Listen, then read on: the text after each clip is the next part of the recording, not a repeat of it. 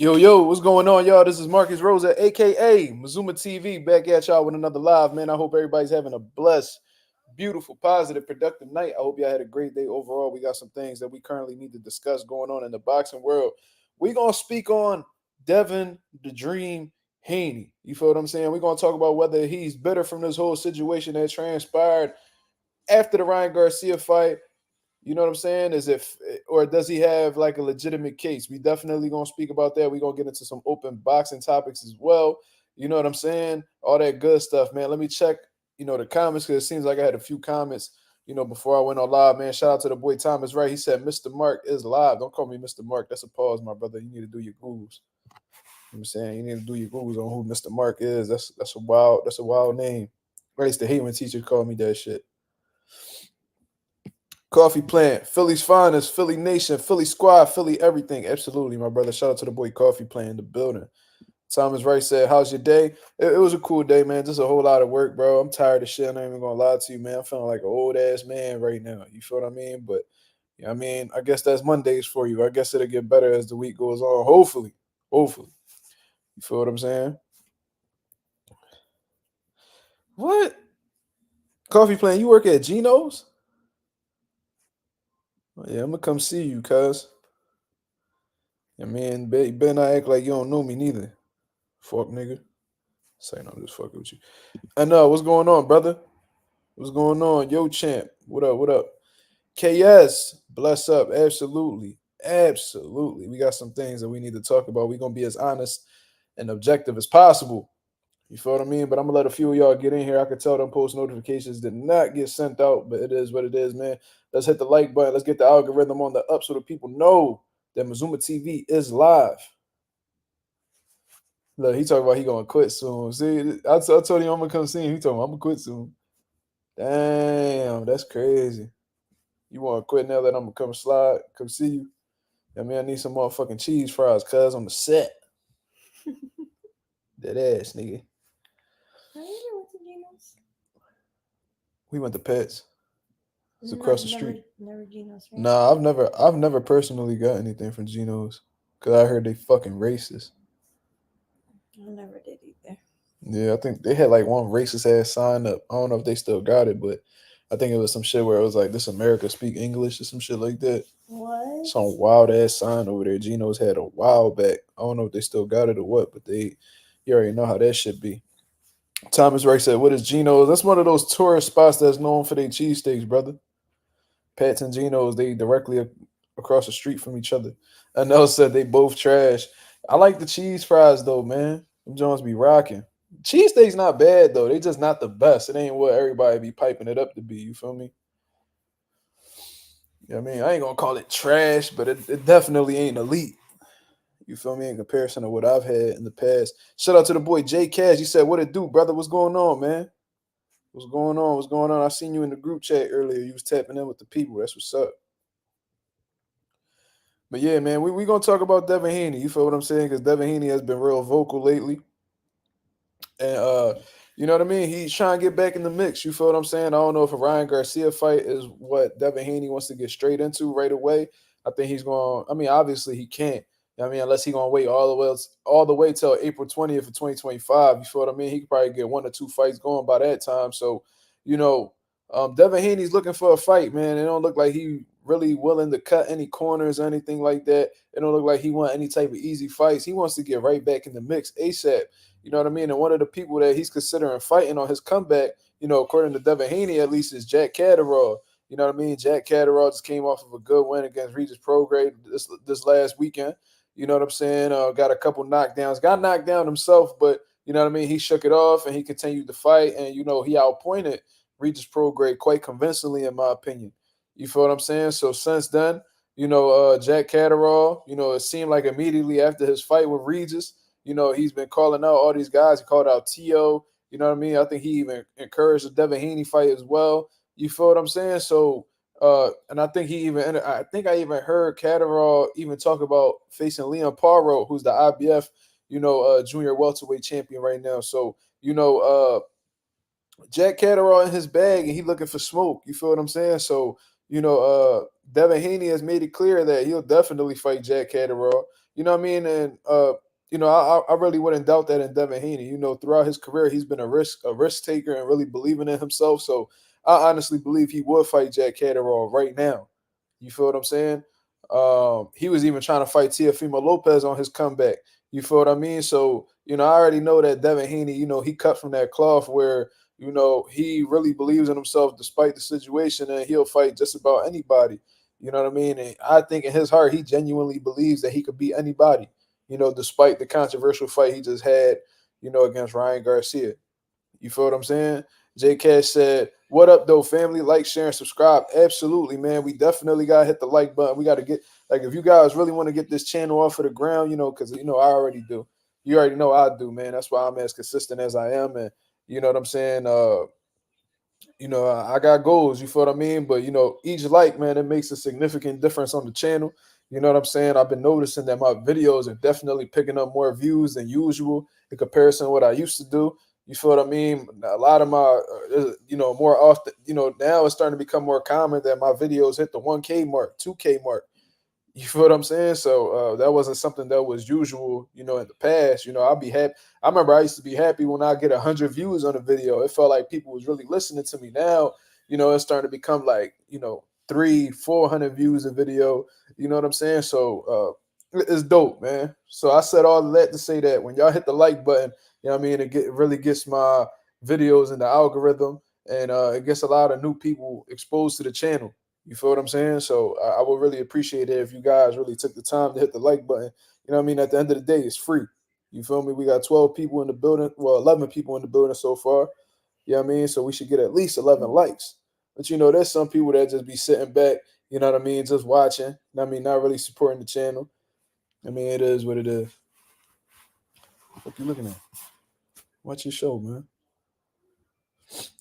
Punk ass nigga. You look so rude. I be fucking on my girl. She get mad.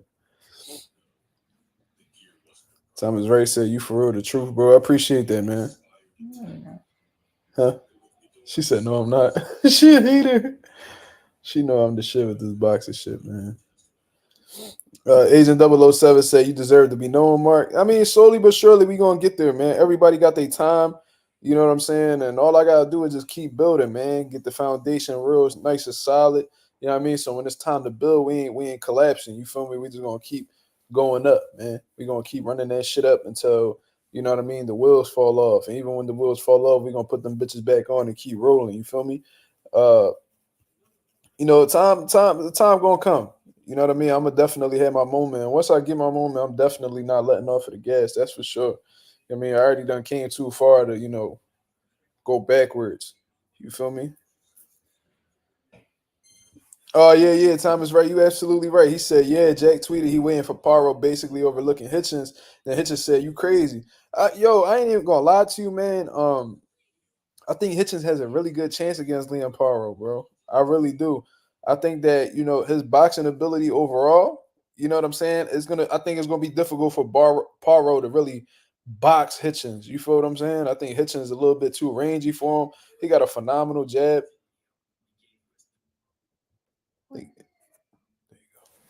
And he boxes really well. You feel what I'm saying? So I think that he'll give Leon Paro a lot of trouble. You know what I'm saying? Um, so my work ethic says it alone, bro. I work my ass off, bro. Like 12, 13 hours working a day. You feel what I'm saying? Even when I got my son, I be working. He be in the gym with me, or I drop him off with my mom real quick. My mom be with him for like an hour, and then I pick him up real quick and take him to the crib. Like that's how the shit be. You feel me? So I know I'm getting somewhere, bro. I don't know where God taking me, but I'm sure wherever He take me is gonna be the best situation for me for sure. Really believing in myself. Anonymous said, I did my research today and I legit think Hitchens wins now. I don't Paro. I don't think Paro is that successful against boxers, and he only tries to line up his straight left for the most part. Yeah, like, cause if Leon Paro was the type dude that was like a dog aggressor, like on some Isak Cruz, fucking Gustavo Lamo, like one of them pressure type fighters that be on that type of time, then I could be like, oh, all right, he gonna give Hitchens some work. But like Leon Paro don't really give me that. Like Leon Paro is like, he like the box. You feel me? Based off of what I see, maybe I gotta do a little bit more research, but you know what I mean? He be thinking in there. And I think Hitchens, his athleticism, his overall boxing ability is gonna give Leon Paro a lot of fits.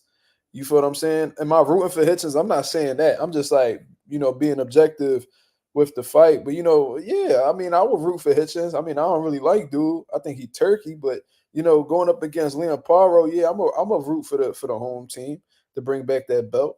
You feel what I'm saying? But then I'm gonna be I'm gonna be concerned with what Hitchens does. My biggest fear with Hitchens is when he wins the belt, how the way he gonna start moving.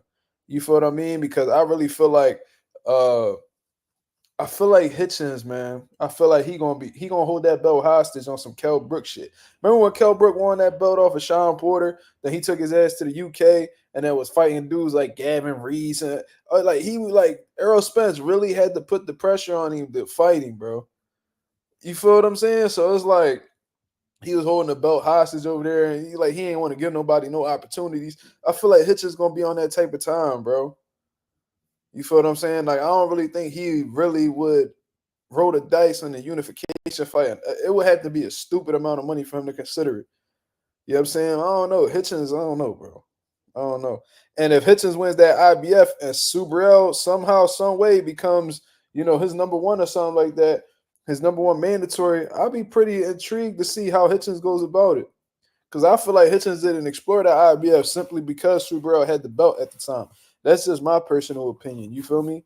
So we'll see. Anonymous said, yeah, Paro's aggression really isn't that crazy. He stays at a comfortable pace too. I'm honestly really disappointed in Montana Love. Well, listen, man, I seen Montana Love fight live. You know what I mean? He fought in Philly against I think he fought Kenneth Sims. And Kenneth Sims dogged him, bro. I think that was Kenneth Sims. Kenneth Sims dogged him, bro, and they fucking did Kenneth Sims dirty, bro. Let me see if that was him.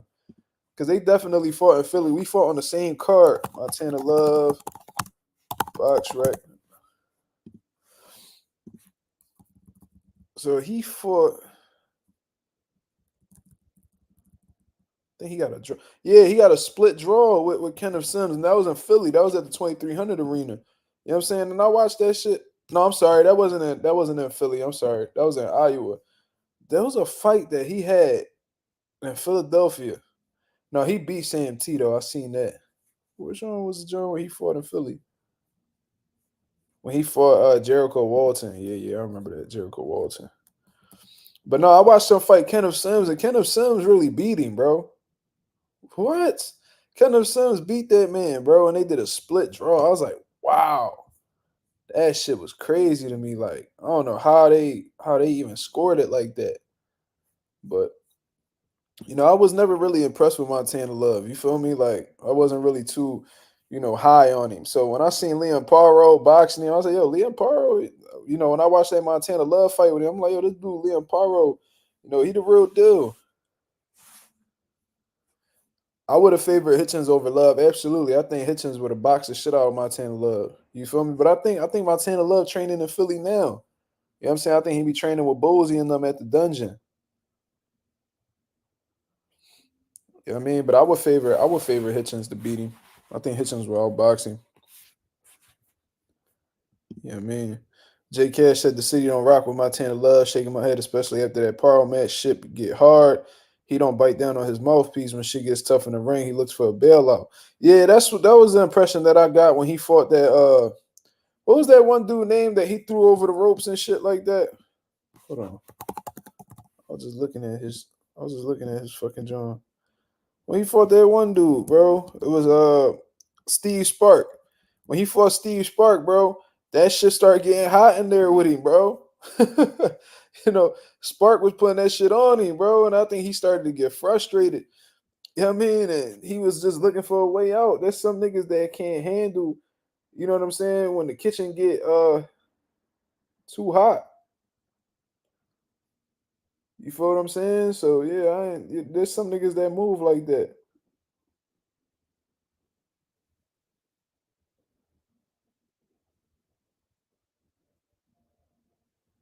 I just seen Javante tweet or something. I mean, he on his Twitter shit. You feel me? But yeah, man, let's have this discussion about Devin Haney though, man. Cause I wanted to speak about this. You know, I made a video. I posted it earlier. Y'all can go check it out, man. So it's gonna be a similar conversation to that. But one thing I do want to say, bro, and shout out to the group chat for keeping me informed what's going on Twitter, because I don't be on Twitter all like that. But I'm seeing a lot of criticism with Devin Haney and possibly fighting Jack Catterall. You feel what I'm saying? Like Jack Catterall, Eddie Hearn made a solid point within the last 11 months. He's beaten Jorge Linares, Josh Taylor, Regis Prograis. They were all champions. Jorge Jorge Linares was a 4 division world champion, for what I understand. Josh Taylor, former undisputed champion at 140. Catterall should have been the undisputed champion in reality, right? Then he goes and he beats Regis Prograis, who's a 2-time world champion.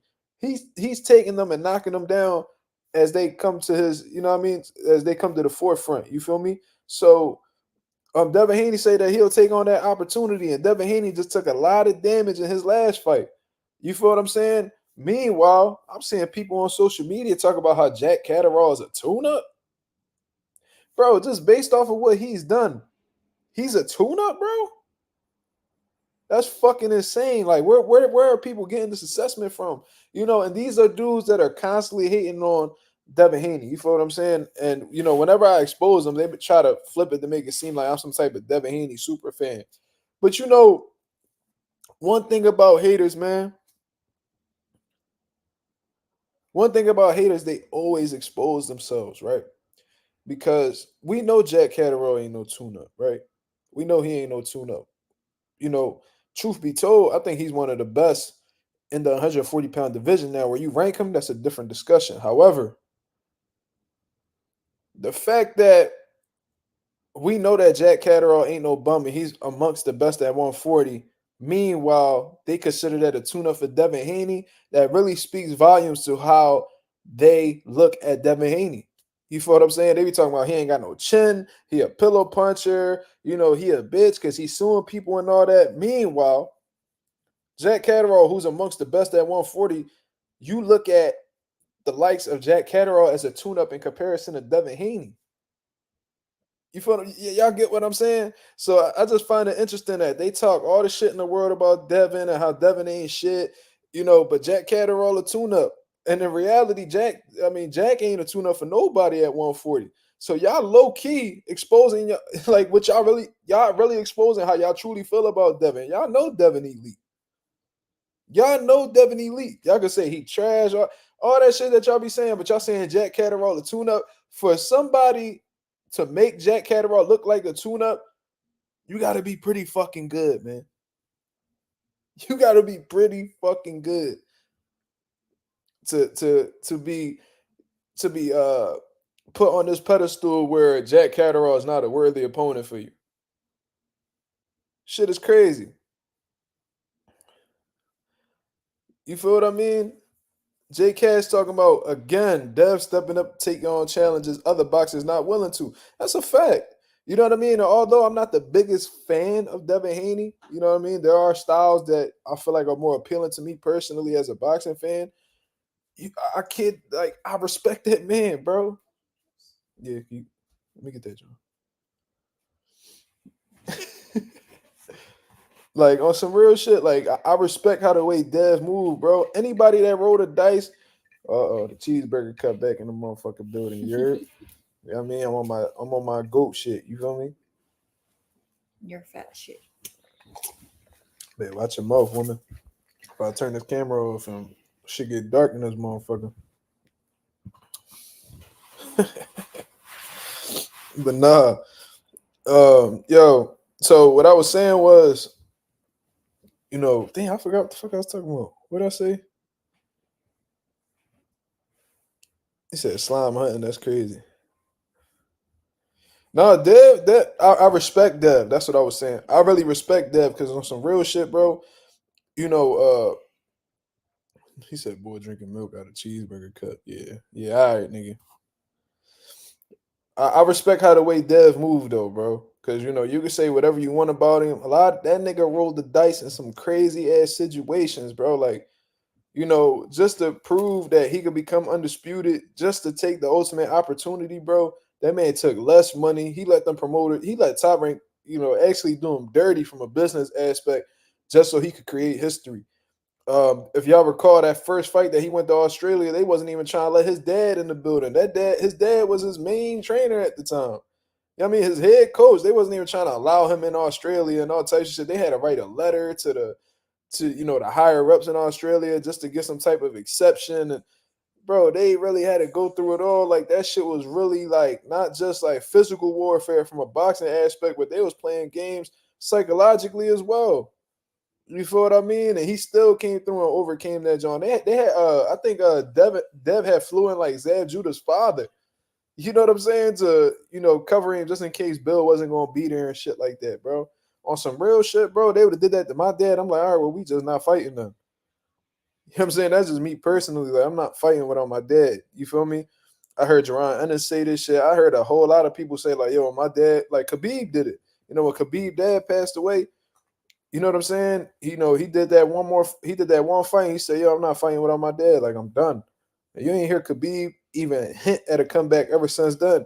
There's some people that's that attached and that loyal to their people, but Dev was like, you know what I mean? Like this shit outweigh everything that's going on right now. Like, can't none of this stop. You know what I mean? What I got in motion. So I respect Dev. You feel what I mean? I hold him accountable when he get a little emotional and shit sometimes, but I respect the man as a fighter. You know what I'm saying? Because he give me throwback vibes in all honesty.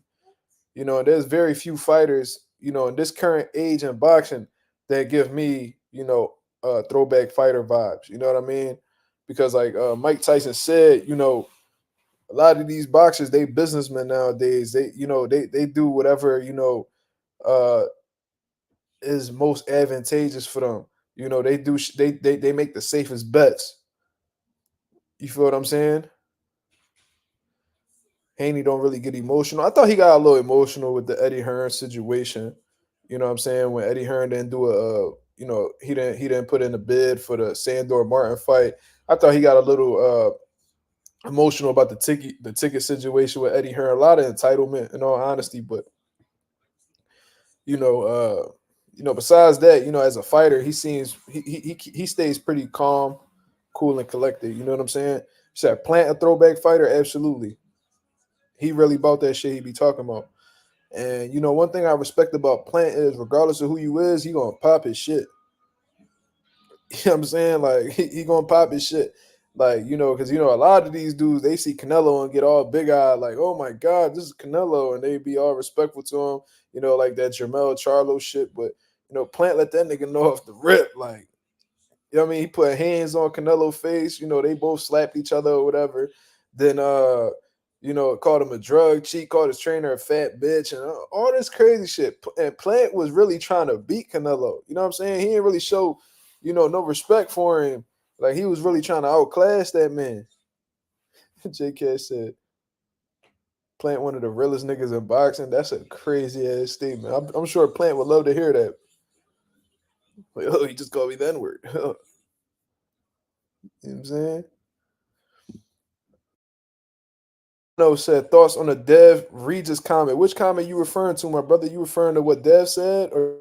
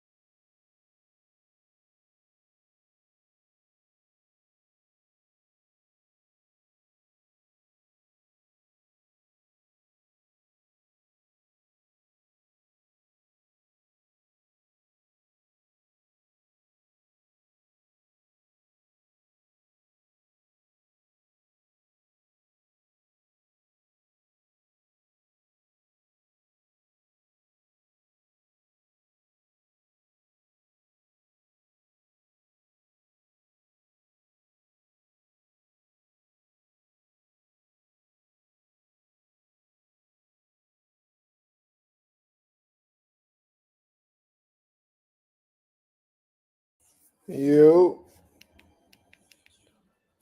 you. You. All right, we good. We good.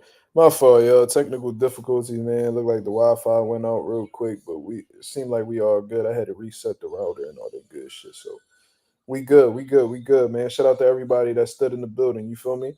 Let me see what's up with these likes, man. Yeah, we got 12 likes. All right, we cool. This ain't gonna be the most popping live. It is what it is, man. That's what happens when motherfuckers don't send out the notifications. You feel me?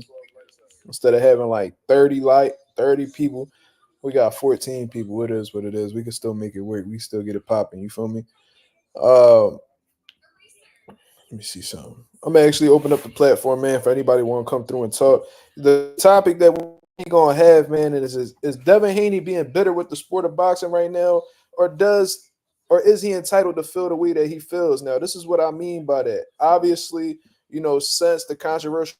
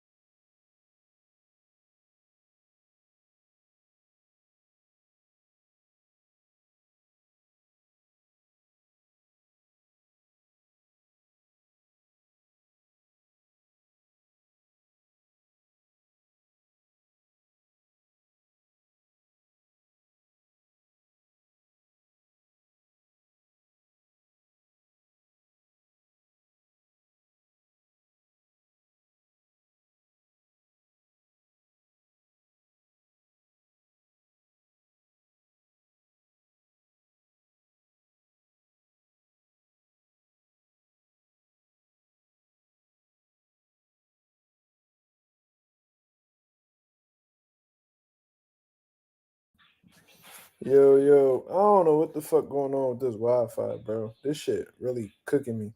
We having some real bad technical difficulties, bro.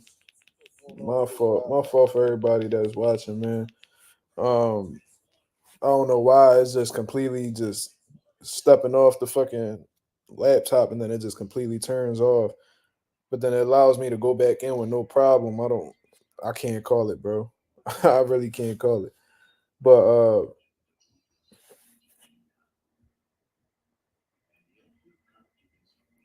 yeah, I seen that dude. I was gonna pack him up, but you beat me to it, Anonymous. Shout out to Anonymous for keeping the wrench strong. You feel me? Shout out to the boy.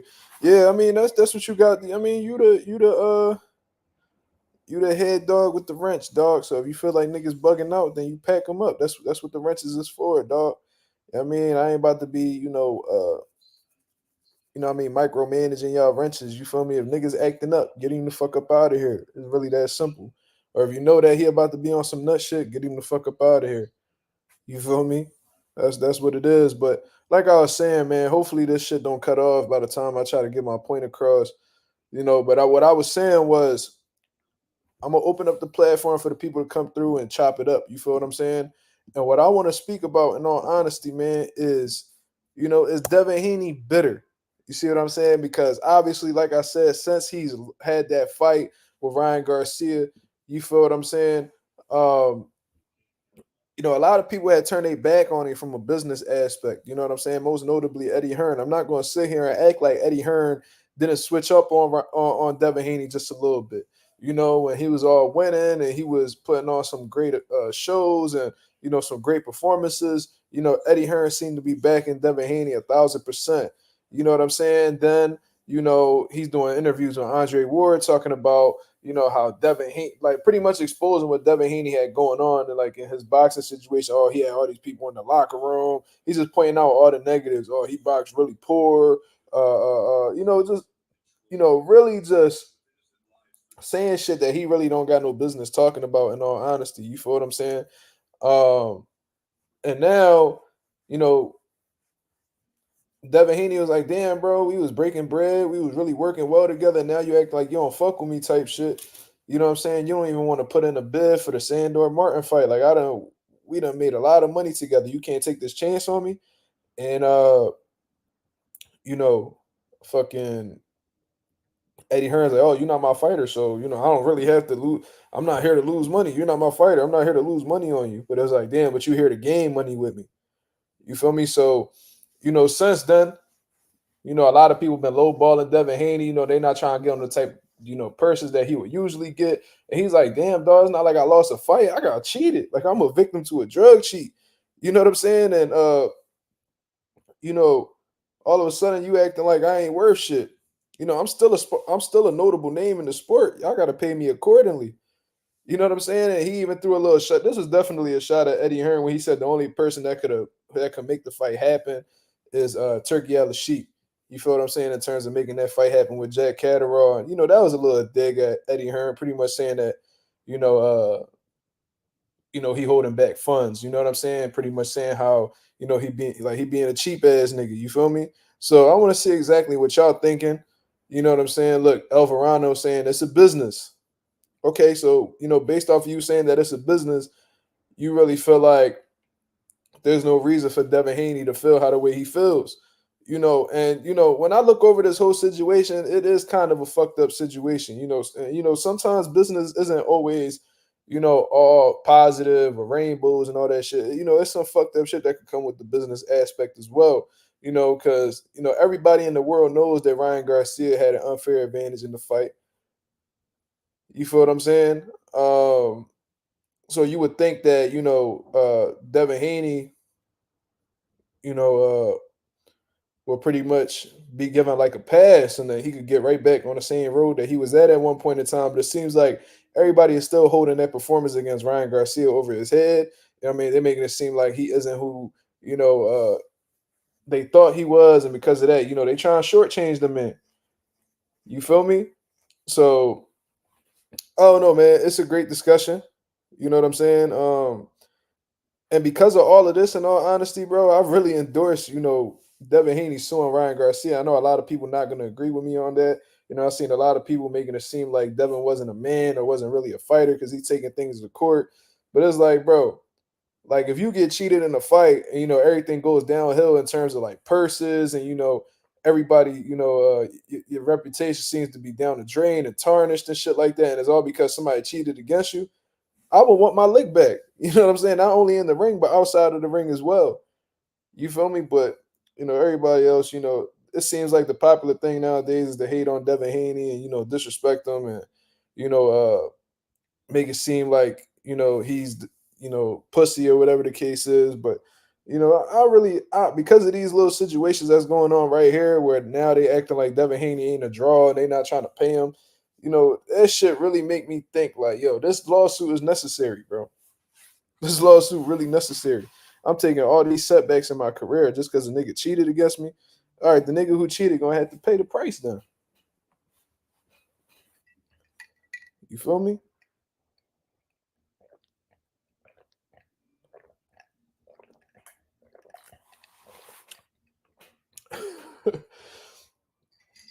J Cash crazy as shit.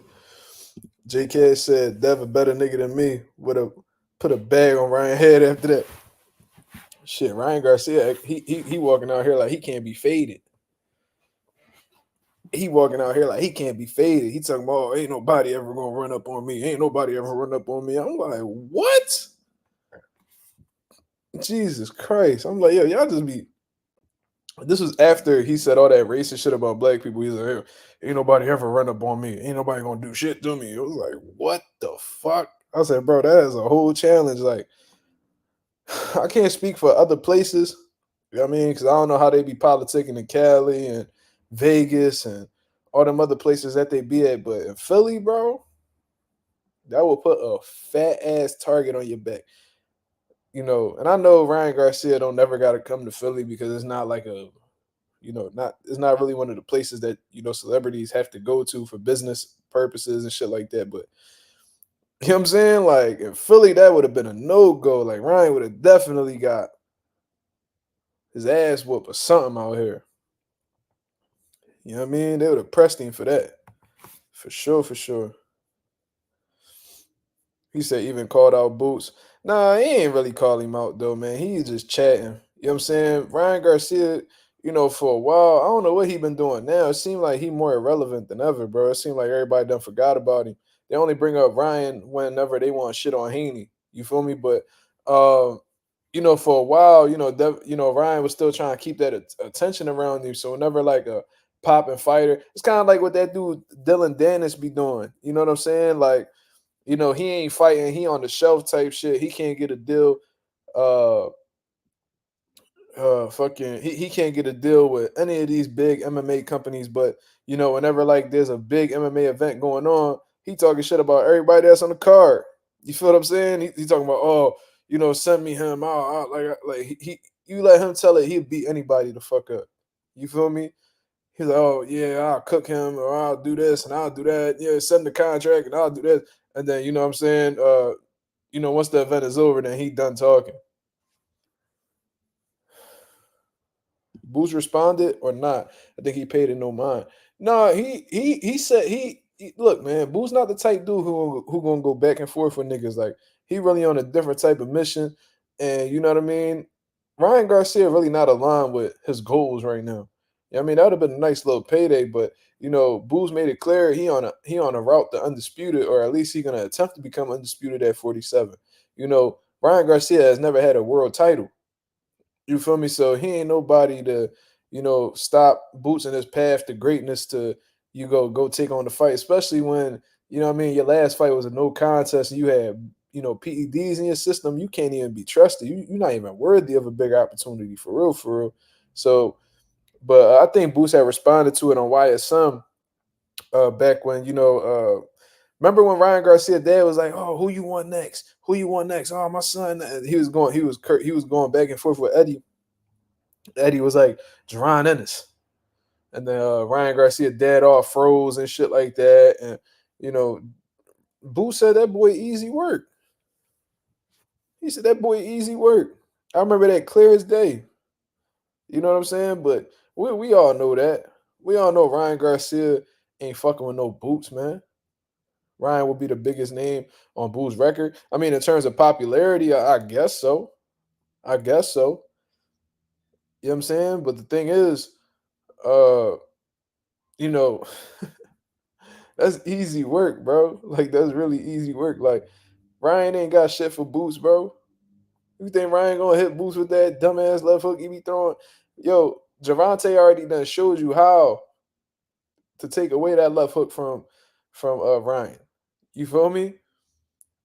Javante was a genius for it, and it was so simple too, bro. He measuring with his lead hand, right? He leaving the lead hand out there to get Ryan Garcia to bite on it and shoot the left hook over the top. You know what I'm saying? As soon as Ryan Garcia would shoot the hook, try to shoot the hook, he'll roll underneath and come over with his left hand, bro. It was money each and every time. It was money each and every time. And Boots is an extremely intelligent fighter, bro. Boots definitely will fight Ryan in a heartbeat and take all his clout. Another side of me believes that too. You know what I'm saying? That'll definitely get Boots' name bigger, and it'll be a nice little bag. And, that'd be easy money, man. But Ryan not stupid, bro. He might be crazy, he might be a racist or whatever the situation is, but he ain't stupid. He would never fight Ryan Ennis. Never. He ain't never seen nobody like Jerron Ennis in his life. Boots would smoke him bad. Can you imagine Ryan Garcia trying to sit in the pocket and trade with Boots, or do that dumbass shell that he be doing? Man, Boots would break every single one of the man ribs, bro.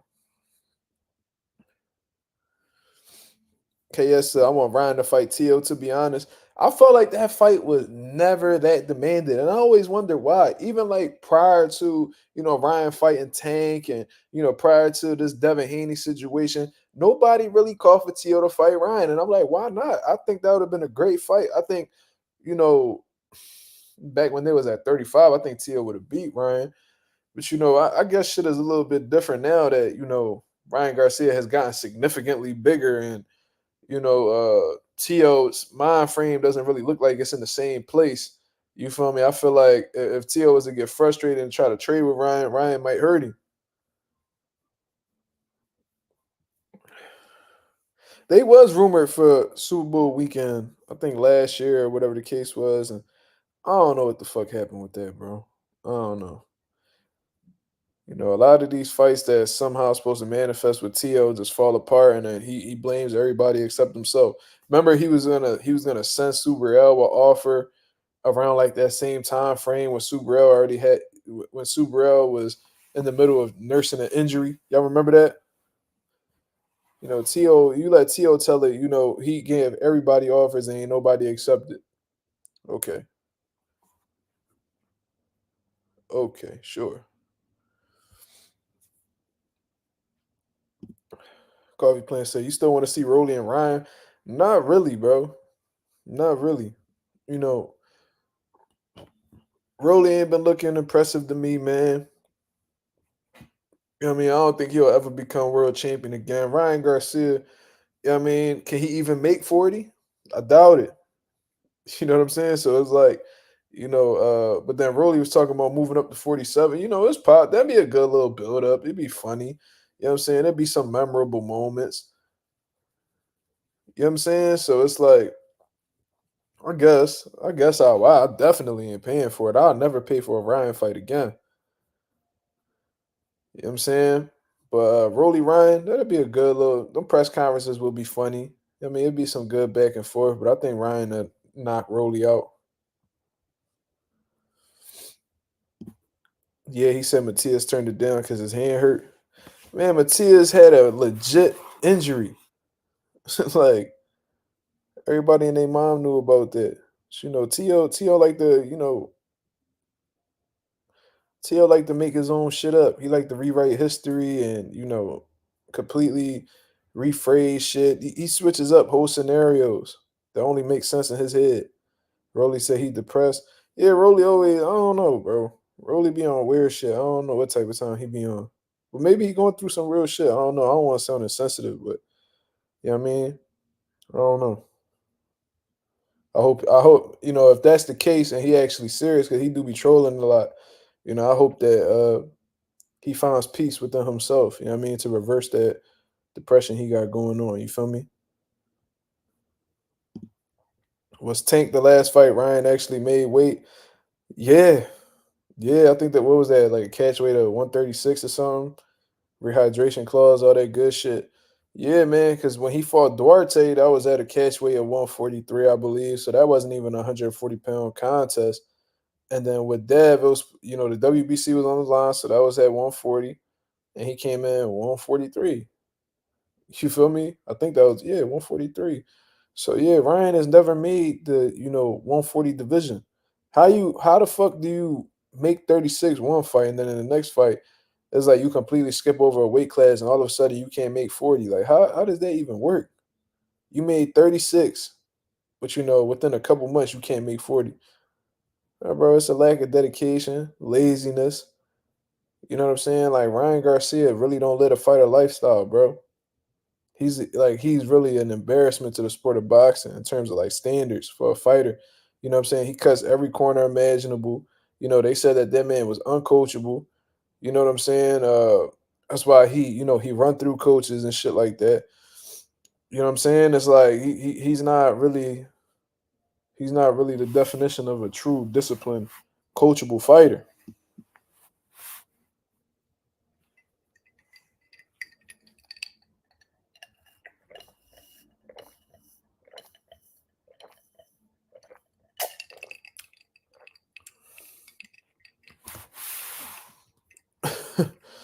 Jake Cash said T.O. is a history revisionist. Everything happened according to the way he thought it happened, not fact based whatsoever. Yeah, it's almost like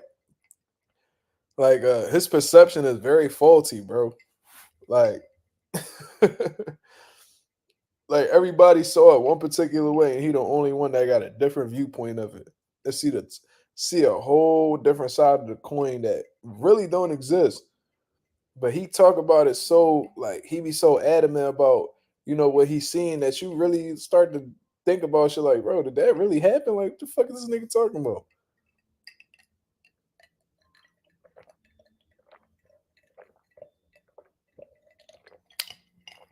Thomas, right? You should know that, man. How old is you, Thomas? That's like a young boy question, Tom. That's like a real immature question. I hope you trolling. I feel like we even spoke about this before, bro. It's like, you having a crazy amount of money. First of all, we don't know how much money Rolly got. You know what I'm saying? So I ain't even about to be pocket watching or even insinuating that this man rich. I don't know what he got. But let's say he do got a nice chunk of change. That shit don't equate to you being uh happy. You know what I'm saying? That shit not gonna fix all your problems. There's a lot of shit in life that money can't buy. You know what I'm saying? Rolly probably having a situation. He probably having a family situation. Maybe he having a fallout with his family. Can money, fix that? I don't know. What if he having relationship issues? Can money fix that? I don't know. You know what I'm saying? What if he lost somebody close to him? Can money fix that? No. You know what I'm saying? Thomas Ray said, "I'd rather be sad with money." That's my point. Yeah, you gotta do some. I think you got on some real shit, Tom. I think it sound like your priorities fucked up, bro. If you chasing money, that's cool, but you know, me personally, there's a lot of things that come to me first that I prioritize first over money. Of course, I work every day. Of course, I don't work for free. You know what I mean? I get paid well to do what I do in life, but you know, me spending time with my son and actually, being with my son and playing with my son, that shit feel better than any paycheck I've ever gotten in my life. Spending time with my girl, spending time with my mother, my sisters, and being with my immediate family, chilling with my grandparents. That's a feeling that money cannot buy. You know, money is comfortability, bro. So it's like, the more money you got, the more comfortable you are, the less you got to worry about shit. So I can see what you saying in terms of like, it boosts your mood. It's a good feeling to, not have to worry about paying a bill. You know what I mean? It's a good feeling to, not, have to worry about whether your rent gonna be paid or not. Like I understand that. But like I said, when you really do some digging and exploring in your life, there's a lot of things that feel better than money, bro. When you come up broke, you know what I'm saying, then all of a sudden you get into some money, it's an amazing feeling because it's something that you've never resonated with before. It's something you can't identify with. But then after become accustomed to having money and being familiar with, you know, with the bag and shit like that, then your mind goes to other things. It's like, damn, I got this, but what I mean? Why I can't have this? You know what I'm saying? Why I can't find true love? Why am I struggling to maintain happiness? Why do I still feel so empty? That's because your soul craves other things other than a paycheck, my brother. Your heart don't lie to you, man. I mean, there's a lot of depressed billionaires out here. That no disrespect, but I'm sure that dude that just passed away, one of them singers from One Direction, I'm sure he had a nice little chunk of change. He committed suicide, bro. He jumped off of a balcony. Why is that? You know, you having money doesn't equate to you being in the best of health mentally. You know what I'm saying? Like why Danny Garcia after his fight with Jose Benavidez was crying, talking about how he was going through it and he was really having trials and tribulations with his mental health. Danny been rich for years. You feel me? Like he been rich for years. It's like your soul, your heart crave other things other than bread, bro. Money just give you comfortability. Like I said, ain't nothing more. It ain't nothing less to it. A lot of these dudes that put money over everything, all that them quotes they sound good in rap music and shit like that, but them type dudes they some of the most lonely, saddest souls in the world. You feel what I mean? Like I remember Drake had a line in the song where he was like, "They say money don't buy happiness, but I'm happy when I buy what I want, can smoke what I want." You know what I'm saying? But Then Drake put out another song, you know what I mean? Talking about how not happy he is, and how he can't seem to find the right woman, and like, come on, man.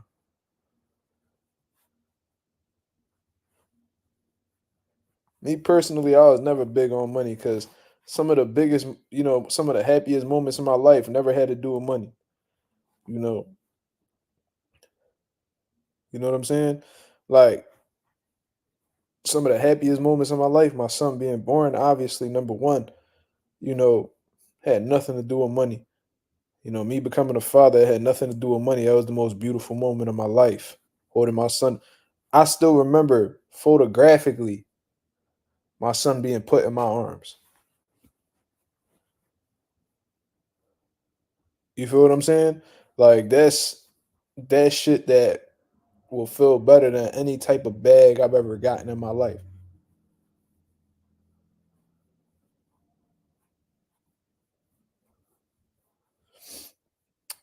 Uh no, it wasn't the day of my son's birth. Let me clarify that. So there was this league that they was coming out with, this boxing league they was coming out with that they was introducing. They had a lot of big investors involved, and it was supposed to change the whole dynamic of boxing. It was gonna be put on Netflix and all this crazy shit. So they was really pitching it to us, and they offered us a substantial amount of money. I don't know if I told y'all that amount, but I mean, it was a nice bag, bro. Like some shit that could have really, you know, not gonna say changed my life. It wasn't generational wealth, but it was money that could kickstart something that could have steered in the direction of generational wealth. You feel what I'm saying? But it included a lot of travel. It included a lot of being away from home. And at that time that I had received that offer, the mother of my child, she was very much pregnant. You know what I'm saying? At that time we was together, so what I mean, we was living in this apartment together. Um, and, it was just me and her, bro. So it was like if I was to leave, she would be on her own, and I was thinking like, yo, this would be a very difficult thing to do, to walk away, and that contract would have lasted well past the summer. They said I forgot exactly when my son due date was, but you know, the contract went way past the due date. So I'm like, I had to really do some thinking. And, well, it wasn't really much thinking for me, but I was like, damn, like I even reached out, try to see if I could, you know, if I could work something out where I could just take a smaller role and get like, a different type of bag. But it didn't work out. So, everybody was on board and I was like, yo, I'm not doing it. You know what I'm saying? And I remember like my dad was like, "Damn, like what you mean? Like I had just started this job, and I was like, I'm gonna just stick with this job, man. Like I can't afford to be away from the mother of my child. I'm not gonna miss the birth of my son or anything like that. Like it's not happening." And I guess it worked out for the better because that whole shit done fell apart. You know what I'm saying? There was a lot of empty promises, and a lot of the things they brought to the table they never really actually followed through with anyway. Yeah, I remember this dumbass nigga Glizzy said that shit. He was like, "Your son would have never remembered anyways." Like, nigga, but I would have. Fuck is you talking about, dumbass nigga? The fuck I look like not being there for my son when I could fucking be there. I tell you, bro. Like, and I hear about this a lot. Like, fathers not being there for the birth of their seed. Like, what, nigga? How, bro? On my phone, bro, I have me. I didn't record the birth. Obviously, I was, you know, oh, I ain't had my phone on. Bro, I got the whole like, bro, I recorded every moment and it's on my phone, like me cutting the umbilical cord, uh, me taking my son home, putting him in the car, you know, bringing him over to the house. You feel what I'm saying? Like, I recorded that whole shit. That shit right there. That's priceless to me. You know what I'm saying? Ain't no money they would have offered me that day that would have stopped me from being there with my son. I don't give a fuck what dollar it is. Like that's how much I love my son. Feel me? It could have been generational wealth. I'm not missing out. Now,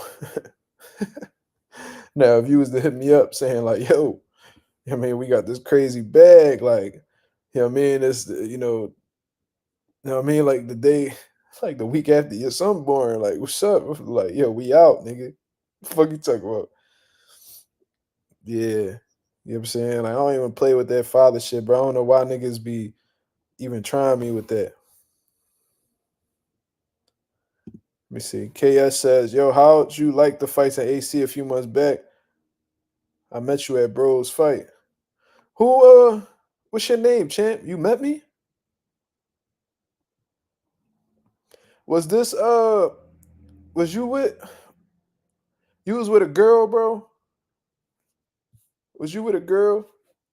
You told me your name was something else though.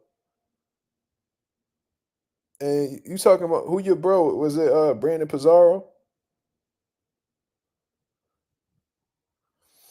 Who you talking about? KS? I think I know who you is. Oh, all right. Yeah. You was with a girl. Yo, you was wilding, cuz. You was in your bag. You was in your bag, bro, because I don't know if you peeped or not, but you know, while Brandon was fighting, you was sitting right next to me. And bro, you had the whole back, you had all the people behind you pissed the fuck off, bro. You was drunk as hell. You was drunk as hell. You kept getting out your seat, and everybody behind you was like, "Bro, I can't see, bro. Sit down." And you was not listening, bro. I was like, "Yeah, it's about to be a fight that's gonna break out in this motherfucker, bro." I was like, "Oh shit." I was like, "Man, let me get the fuck.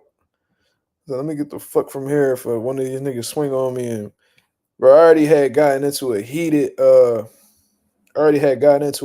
back and forth with one of the commissioners and shit. So I'm gonna tell y'all niggas what happened, right? Cause I ain't no bitch ass nigga. I don't know. Like y'all should know that. Yeah, I was sitting next to KS. Yeah, I was. Yeah. We was sitting on the stage and shit. But yeah, he had them people pissed, bro. He had them niggas mad as shit. I'm like, every time Brandon would land a punch or he'll do something, this nigga get up out his seat, almost spill his drink. His girl trying to calm him down. He's still in his bag. Oh my god, bro. That shit was crazy in there. And all the Rican niggas that was behind him was like, this nigga need to sit down, bro. He need to sit down. I can't see shit, dog. Like, them niggas was getting pissed. I'm like, oh shit. I was like, yo, let me get the fuck on, bro. These niggas ain't niggas ain't about to take that shit out on me. He said when he fight, I be turned up. Yeah, that was a hell of a performance, bro. He came up off a knockdown and he turned that shit up. And he earned his bread, bro. I think that was like a 8 or a 10 rounder. That was a hell of a fight, bro. That motherfucker ain't come to that little nigga that Brandon fought didn't come to lay down. That nigga was serious, bro. That was a good fight. And he was supposed to fight the boy Wesley Farrer, I believe. He was supposed to fight Josue Vargas. He was supposed to fight Josue, but I don't know what happened with that. I think Josue pulled out. You know what I'm saying? Then he's supposed to fight Wesley Farrer. I don't know what happened with that. You know what I mean? And they brought this dude. I think he was from like, I don't know if he was from Argentina, Venezuela. He was from one of them Jones. And that dude was tough, bro. Yeah, he was a late opponent, but you could tell Bull was in shape. Like he did them rounds with no problem, bro. And those was some grueling rounds. Like them Jones was like Brandon was in dog shape, and the nigga was in pretty good shape too, bro. Brandon just, you know what I mean, he outworked him. Nah, this was in Atlantic City. I had I had drove over that same night, and then I drove back to the crib. Yeah, this was in Atlantic City. I forgot what hotel it was. I think was it. I don't think it was the Showboat. It was one of them Jones. You know, Atlantic City got a whole bunch of hotels next to each other, so I don't be knowing which is which, bro. You know what I mean? But nah, I'm gonna tell you what happened. The commissioner kicked me out the corner and shit. So Let me tell y'all this before I get off here. So y'all niggas don't be really knowing the boxing side of me. So we had a dude by the name of John Carlos Rivera. You know what I mean? He one of our fight. I think he like 9-2 now. You know what I mean? That was his first fight with us.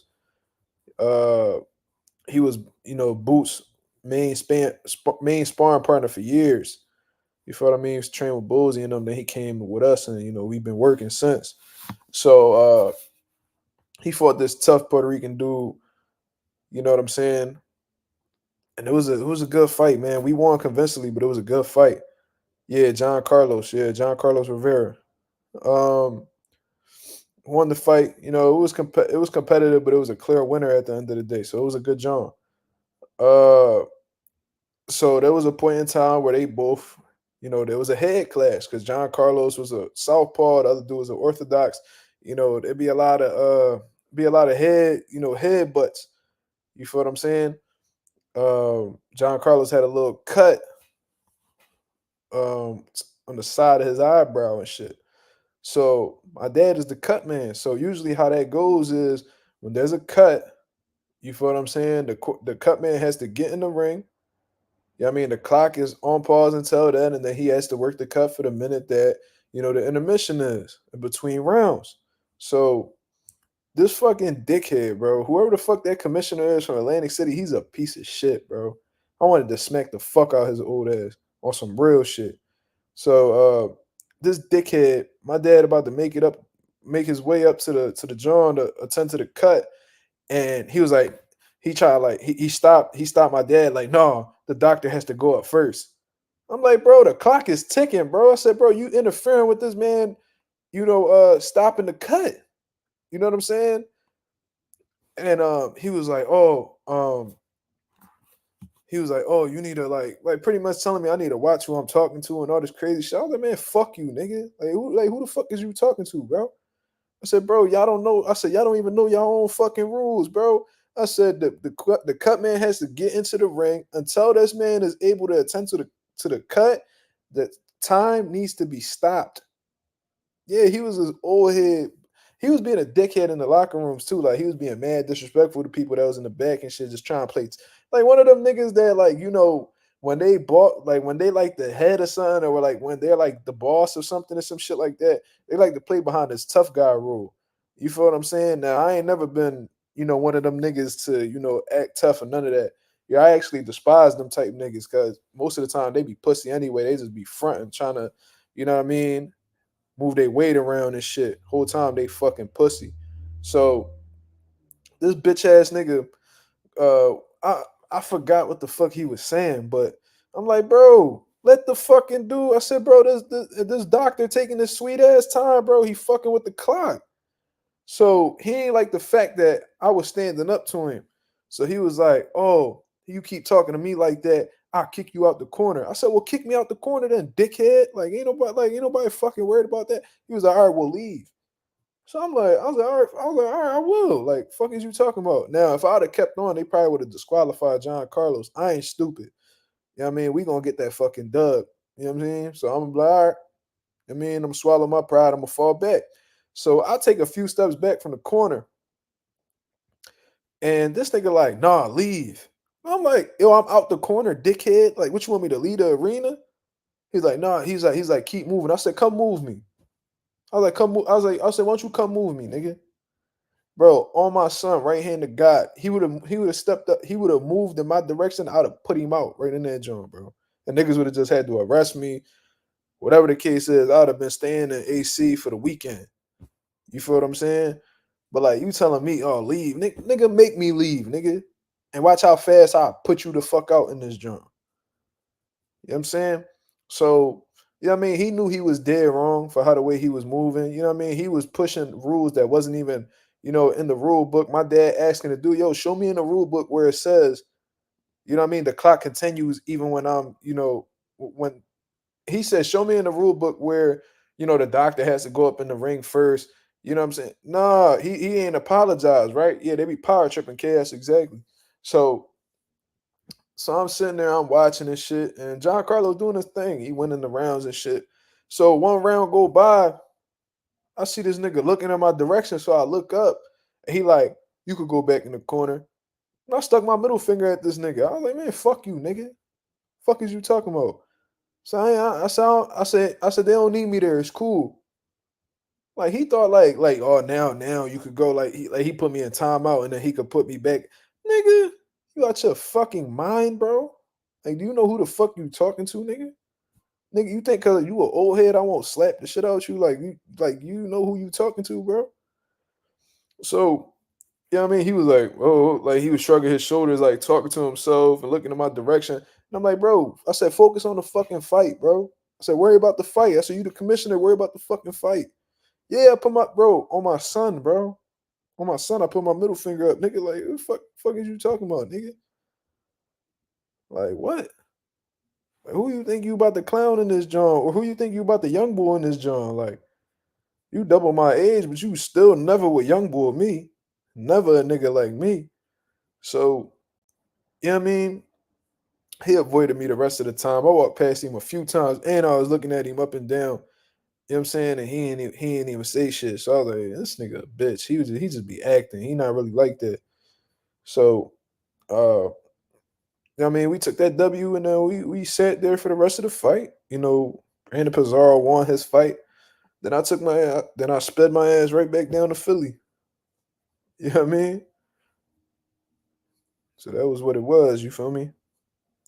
But yeah, these commissioners be swearing they like King Kong and shit. Whole time they bitches.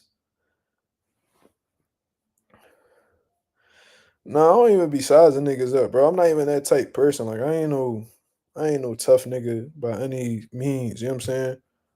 But it was like, bro, I don't know who y'all niggas be thinking y'all. Who y'all think like? I don't know if niggas think I'm stupid. I don't know if I look stupid. I don't know what it is. Like, or I be real nice to people. You know what I mean? I be real like, you know what I mean? I try to be a gentleman about shit with everybody. Men, women, whatever, kids, whatever. So I guess they take that as me like being like a fucking turkey or something. I don't know. My pop was heated, but he had to keep it cool because you know what I'm saying? He was a necessity at that moment. Like the dude was he was John Carlos was bleeding right here. So it was like it wasn't getting in the eye, but it was bleeding a lot. So like and then even and this was the thing too that pissed me off. The doctor was like, "Oh, if it keeps bleeding, then I'm gonna have to stop the fight." Like, bro, so y'all gonna cut time off from the cut man uh taking care of the cut purposely. Then y'all talk about y'all might have to stop the fight because the cut keeps bleeding. Bro, it's y'all fault, bro. Like y'all the niggas y'all the ones who's not allowing the cut man to do his job. What the fuck? And then my dad stopped the cut. You know what I'm saying? But it wasn't like y'all made it a lot more harder than what it needed to be. Like if my dad was like an amateur, like a beginner type cut man, that fight could have been a score to no contest. You know what I'm saying? Like that shit, it was a real funny style. That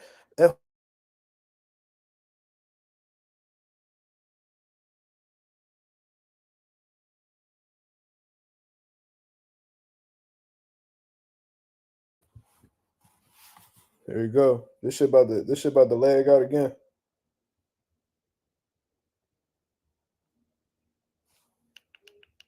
Like that shit, it was a real funny style. That this shit about the leg out again. Let me see something.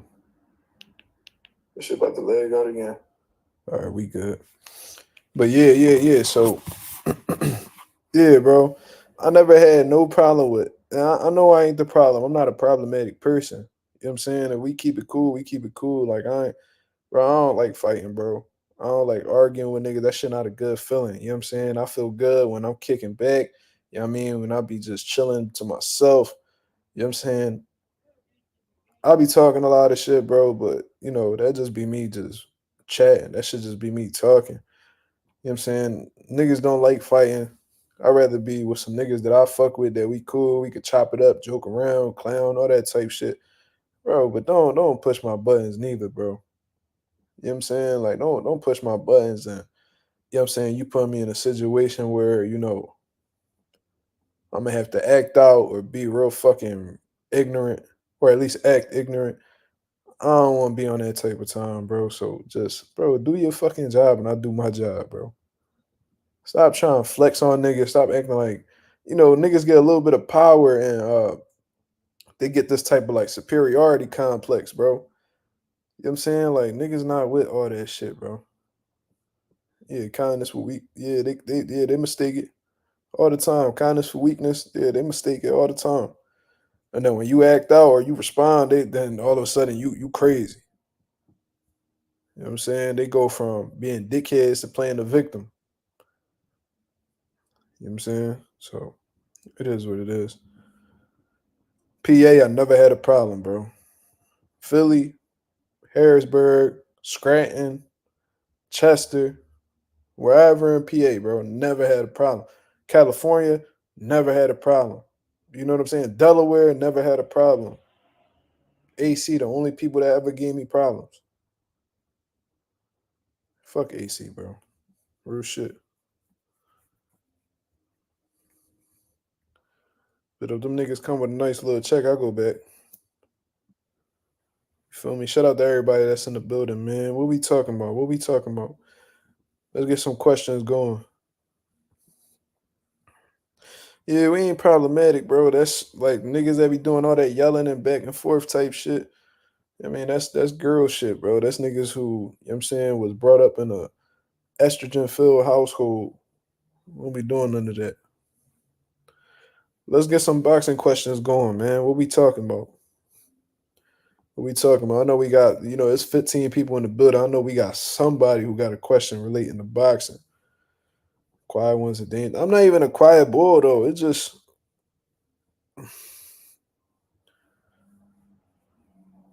I mean, I just prefer peace. Peace feel a whole lot better, you know what I'm saying? I done been through a lot of shit, bro. You know what I mean? At this point, I just want, however long my life go, I just wanted to be on the most peaceful terms possible. I don't got, I really ain't trying to make no room for negativity or anger or anything like that, bro. KS says, what you think about Regions and Catterall performance? Um,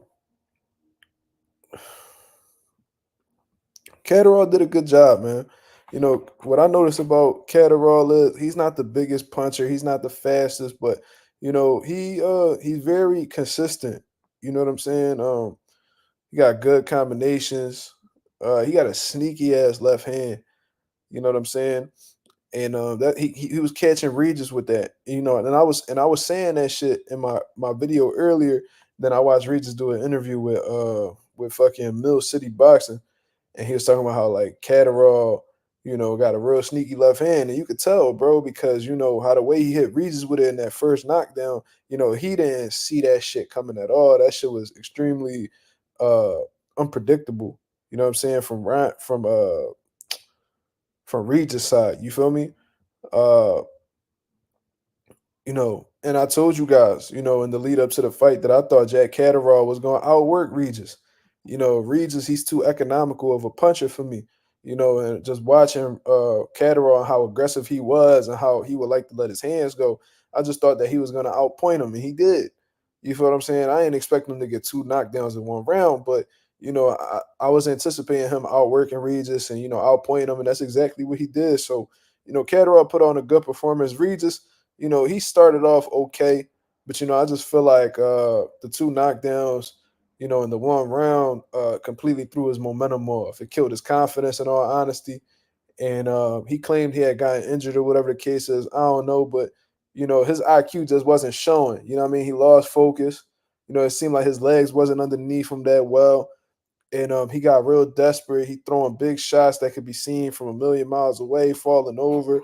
It was just, Regis. He didn't look like the Regis that I seen coming up at 140 when he got the world title the first time. You know what I'm saying? There was an aura to Regis pro grade early on in his career where it was like, yo, this dude, like, he a legitimate problem.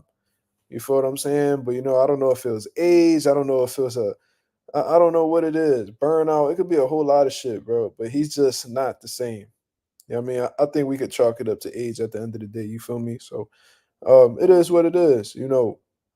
Um, Regis' balance was terrible, Ralph. That's a fact. Anonymous says Regis says he ain't retiring and he's leaving 147 as an option. So who does he fight next? Boy, at 47, you know what would be a good job for him? Him and Brian Norman would be a good fight. I think him and Brian Norman would be a good fight. That's a good stylistic matchup. You know what I'm saying? I don't think he should jump into the Brian Norman fight right away. But that'll be a good fight, I guess. But everybody else besides that, from a stylistic standpoint, that's probably the most competitive fight for him. If we talking about in comparison to when we talking about the higher level, guys, champions.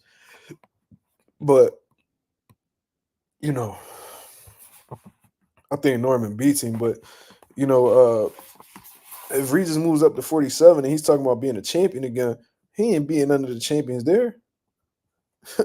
He ain't beating none of the champions there. Who he talking about? He ain't beating Boots. He ain't beating Barrios. He not beating Stanionis. Uh, I don't even think he beat Norman, but I guess that'll be the most competitive fight for him in the division in terms of champions. Barrios would light him up offensively, bro. Barrios' offense is too sharp for Regis to fuck with. Regis will hit the canvas against Barrios, bro. Barrios don't got the most intelligent feet, but neither does Regis. Uh, uh, Mario Barrios doesn't have the best defense, but neither does Regis. Uh, that'll be a. I think Barrios will light Regis up, bro, badly. Let me see something right here. Regis and Josh Taylor rematch at 47. That'd be a good John. They both on the decline, so I mean that'd be a good John. A good non-title fight. That'll be like a good. That'd be a solid like opening bout.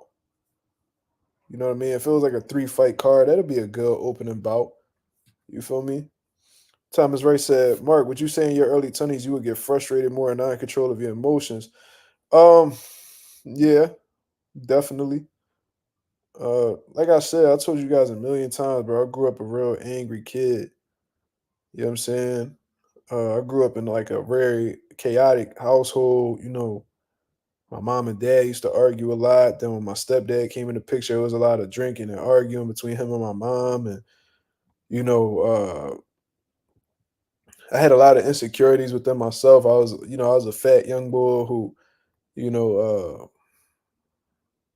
had real. I don't know. I just grew up a real angry kid. So, and that shit translated into my, adult years too, like my younger adult years, where, I was that nigga that, always had like my radars up. You know what I'm saying? Like, always like I will overanalyze everything. Like, oh, this nigga looking at me crazy, and then I'll really sit there and look at niggas, and I just wanted to feel like I was tough all the time. You know what I'm saying? And it was just like I ain't really have to do all that. You know what I mean? Because 99.9% of the time, these niggas wasn't worried about me. So why am I wasting so much energy?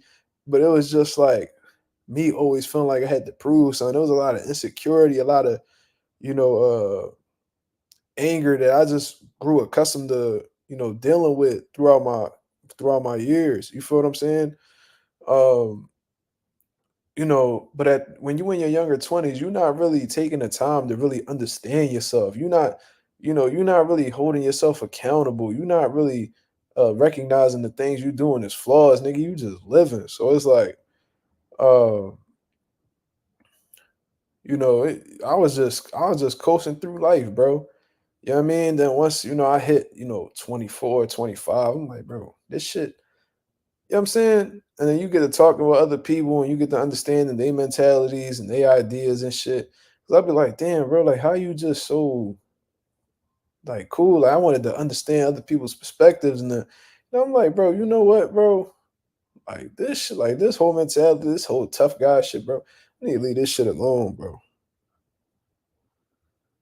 You know what I'm saying? So I'm like, this shit, like this whole, I had to reverse my whole way of thinking. And that was a motherfucker, bro. I ain't gonna lie to you. You know what I mean? If I wake up on the wrong side of the bed one day, I probably, you know what I mean, get right back in on that type bullshit. But You know what I mean? It's bigger than just me now. You know what I'm saying? I got a son. You know what I mean? So it's like, you know what I mean? You gotta change your ways. You know what I mean? Your whole objective should be there is be there as long as you can for yours. You know what I mean? And not lose your life to no dumb shit, bro. You know what I'm saying? Or, get end up losing your freedom over no dumb shit because you want to prove to a nigga how macho you is, man. Fuck all that. Family issues could make a mad kid. Yeah, bro. And that's, I really aim to not have my son experience that. You know what I'm saying? Just reversing the curse. You feel me? Just uh breaking generational curses. You know what I'm saying? I'm real heavy on that. So I'm gonna make sure my son don't ever experience the shit I had to experience. You know what I mean? I felt like there was a lot of times where my dad was caught up in other shit and wasn't really uh there how he should have been. My dad was a great father though. But he got caught up in a whole lot of shit, and you know what I'm saying? I feel like there was times where his focus wasn't really all on me when I needed him. You know what I'm saying? Especially when I was going through it with my step pop and shit like that. So you know what I mean? That's something that I would never want my son to feel. I want my son to feel like whenever he called me or whatever, I'm here. You know what I mean? Like you need me to come get you, like whatever. Like the whole world stopped. You know what I mean? When he reached out to me, you feel me?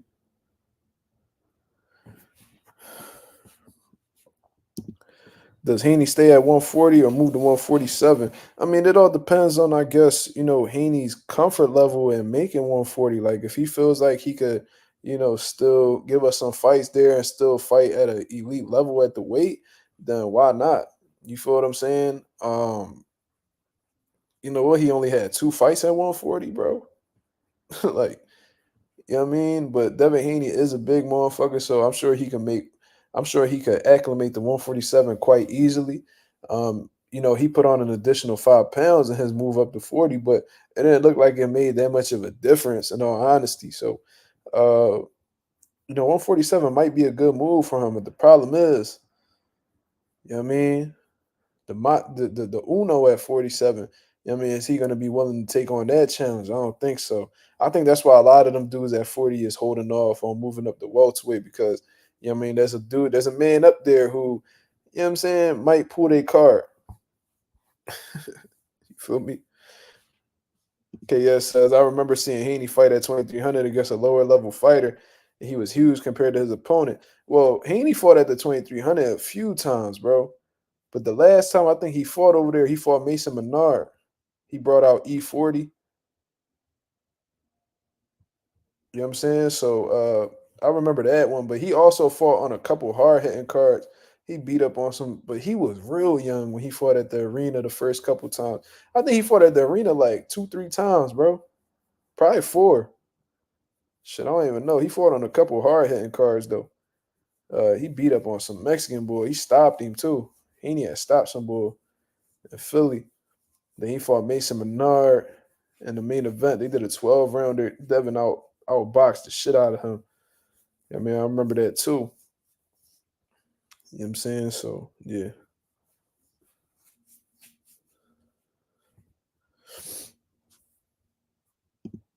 Anonymous said, me personally, I want to see him at 140. I think he's very capable of unifying the division. I think so too. I think he beats Puello. I think he beats Tio. I think he beats Paro. I think he beat I think he beat all them dudes, bro. If we being honest. You know what I'm saying? Who was the other champion I left out? So it was Puello, Tio, Oh yeah, he beats Ryo too. I think he beats all the champions. I think Dev can outbox each and every one of them. You feel what I'm saying? I think he could beat. I think he can outbox each and every one of them. I don't think neither one of the all out of all them champions can't none of them beat him. So I don't. Not only do I believe, what about Hitchens if he win? That that'd be a good boxing match, I guess. But the experience definitely leans towards Dev. That'd be a good battle of the jabs, though, bro. That'd be a good battle with the Jazz. Hitchens versus Haney would be a good fight. Stylistically, that'd be a chess match. They got some things in common too. I just think that Dev, a little bit more, you know what I mean, he more accustomed to them bright lights, you feel me? And I don't know, I think Dev got more dog than him.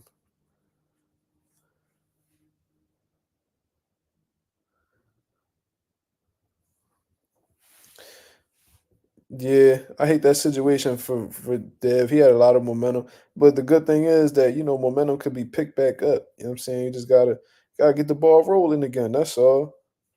You know what I'm saying? That's gonna be a hell of a jab. I want to see. I want to see who's able to neutralize who's jab and who's gonna be more consistent with theirs. I feel like they both got good jabs, man. I love to see that. The jab, my favorite punch. You know what I'm saying? You got a good jab, man. I'm rocking with you. Well, the left hook, my favorite punch, but the jab probably a close second. I see Key and Hitchens go at it, yeah. But I spoke on that. It's like Key, you fighting somebody, bro. Like you got an opponent. Hitchens, you got an opponent, bro. Worry about y'all opponents and start worrying about each other, man. Stay the fuck off the internet and lock in on y'all fights. Mr. Jannard Hill, he says Dev is more battle testing. He has fought on the highest level in boxing for undisputed against Lomachenko. Yeah, absolutely. You know what I'm saying? And Kambosos as well. We can't, Kambosos was a unified champion at the time. You feel what I'm saying? He beat Tiafimo, who beat Loma. You feel what I'm saying? So Dev, and that was in Australia. He's definitely more battle tested. You know what I'm saying? uh he really accustomed to them bright lights, and he know what it's like to be in enemy territory. There hasn't been many scenarios that, although Dev is young, he's been in a lot of uh the goods and the bads type scenarios in boxing. Like he's been knocked down multiple times, he's been concussed. You know what I'm saying? He's been in fights where he looked absolutely superb. He's been in fights where, he didn't look so good. You know what I'm saying? Like Dev, although he's young, he's a seasoned vet at this point. Hitchens, not very much, bro. Dev done been around the block. You know what I mean? It's like Hitchens just coming off the porch. You feel me? He just starting to come out and play. Dev been playing freeze tag. Dev been playing freeze tag for the past few months out on the street. You feel me? Hitchens just got his permission slip signed.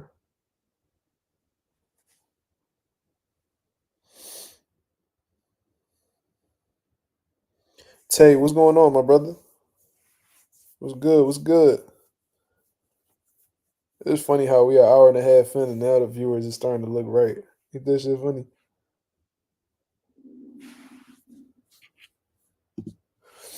Facts, Mark and Dev, the original content creator boxer, Devin Haney TV, been active since he was a kid. Yeah, that's a fact, bro. I remember when Dev was young. How old is Dev? Like 25? I don't know. I think he like a year younger than me though.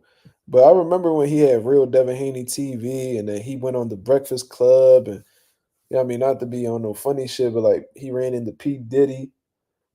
I remember he had like his full fights recorded like in Tijuana. He would post them Jones. Like I remember I was real tuned in. I was real tuned in to real Devin Haney TV because yeah, he was like the first content creator boxer though that I could recall.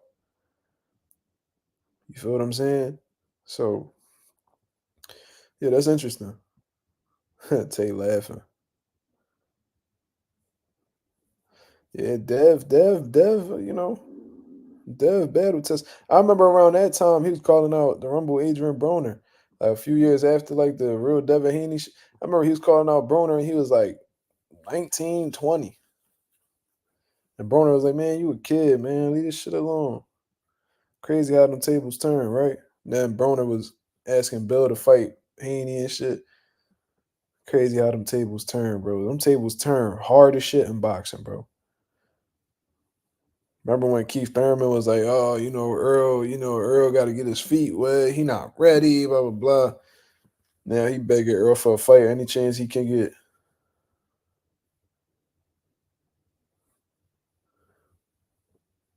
Yeah, Dev called out Gary Russell at 20 years old and sent him an offer too. Sent him an offer too.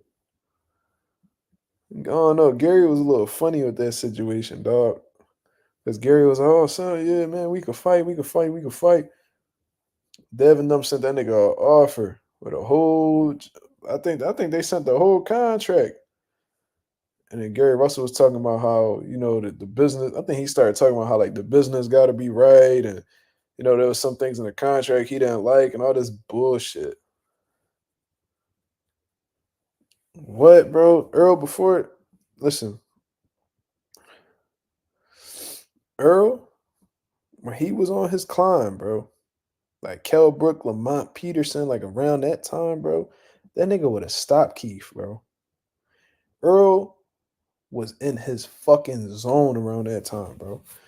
I'm gonna say around like the Sean Porter fight, that's when Earl stopped. I think that's when he stopped giving a fuck. Like that's when he was like really distracted.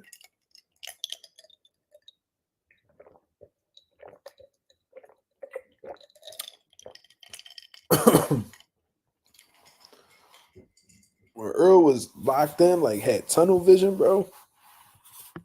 Ooh wee. That nigga would have.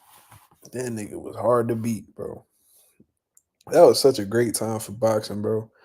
We ain't really, well, at least me. I can't speak for everybody else, but I genuinely feel like that was a time we ain't really take the time to appreciate. You feel me? Like, cause since then, you know what I mean? Like, we got boots and shit like that, but when Earl was on his mission, bro, like when he beat, when he, you know what I'm saying?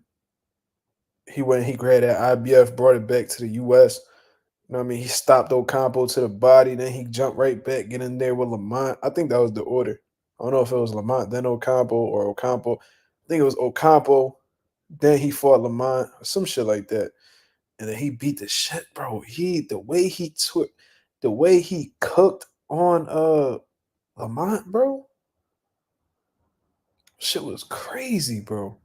Um when when fucking Earl Spence stopped Chris Algieri, bro. Leonard Bundle and all, bro. I used to be hyped, bro. I used to love watching Earl Spence, bro. He fought Philo Greco and all that, bro. I was a big Spence fan, bro. Like back when he beat Philo Greco, I was like, bro, these niggas ain't fucking with him, bro. Ain't none of these niggas fucking with him. Jamel had a hell of a run too. Jamel was snapping, bro. Yeah, Jamel really pulled that dog out. When he was with once he got with Derrick James, his whole style switched up. Like when Jamel was with Ronnie Shields, he was like the outboxer, use his feet, you know what I mean, jab niggas. I mean, he had some good movement. He was a boxer. Derrick James taught him how to turn his punches over, bro. This dude just started walking shit down and fucking niggas up. Yeah, Charles Hatley, he put Charles Hatley in a bag, bro. Them niggas was going at it too. Like they had like real problems. Like looked like that shit was gonna get dirty outside the ring type shit. Charles Hadley used to run his mouth all crazy. Jamel done surpassed Jamal. Yeah, he definitely did. Especially if we talking about like accolades and resume, he definitely did.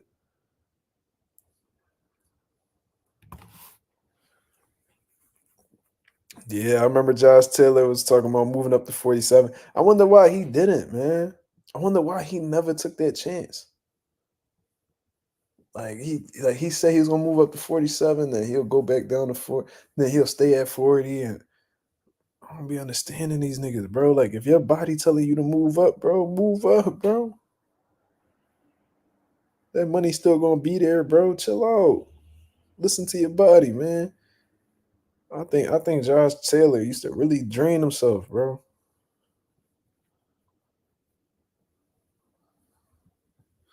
Yeah, bro. Earl beat the shit out of Chris Algieri. The way he broke down Philo Greco, bro. Yeah, not on money, good money. Yeah, bro. Josh Taylor completely derailed his career to staying at 40. Did they shake hands after the joint? I don't know. I know Hadley was sleep though. If y'all watch that knockdown with Charles Hadley, bro, when he fell, the nigga hit the cameraman. Was it that knockdown? That was I think Charles Hadley hit his head like on one of the cameraman's cameras and shit. Charlo versus her, yeah. I think Charlo would have stopped her for real, for real. Her take too much damage. Charlo, he keep that high guard real nice and tight, bro. Like her would have been throwing all these different punches, but I think Charlo's punches would have been sharper. I think he would have hurt her. Real shit. I think he would have stopped Jared Hurd. Jared Hurd was on some walk him down, fuck you up type shit. He was on some Terminator shit. I don't think that shit would have worked. Stevenson versus Kovalev, hell yeah. I wanted to see Stevenson and Andre Ward, but Andre Ward walked away, bro. That shit had me sick. Then Andre Ward was acting like he ain't really care for the fight. I'm like, bro, why the fuck you not? Why you don't want to fight Stevenson, bro?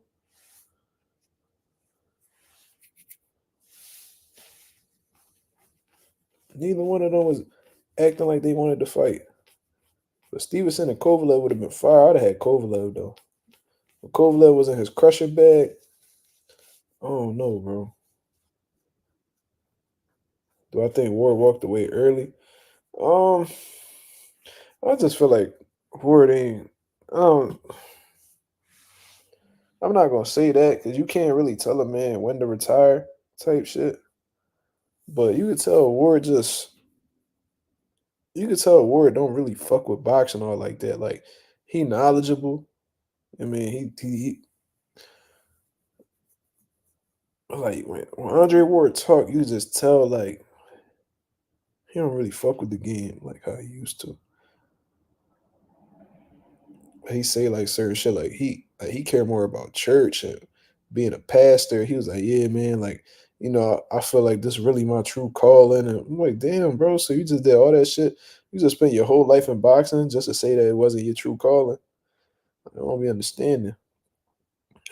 If Floyd and Aaron Pryor was in the same era, who winning? Damn, Aaron Pryor would have been a fucking nightmare for Floyd. I don't know.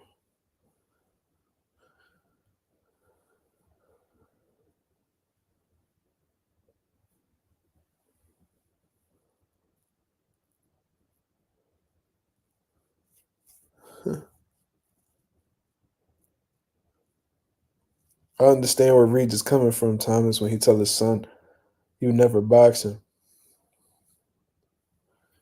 I understand where he coming from, bro. I can't even fathom my son getting punched in his face, bro.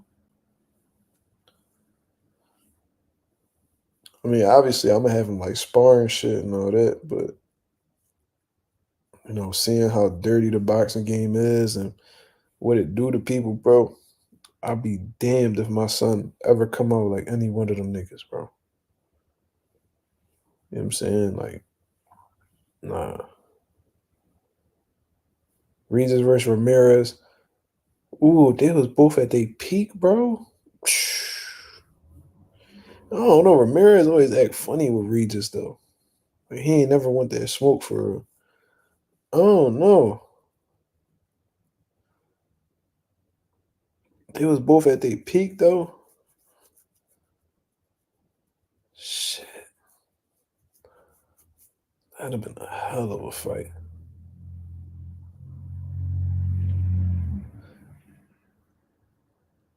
Probably Regis probably would have. Is Regis a Hall of Famer? No, I don't think so. I mean, he a two-time world champ, but like, who you beat? You know what I'm saying? Like, you had two big fights, you lost both.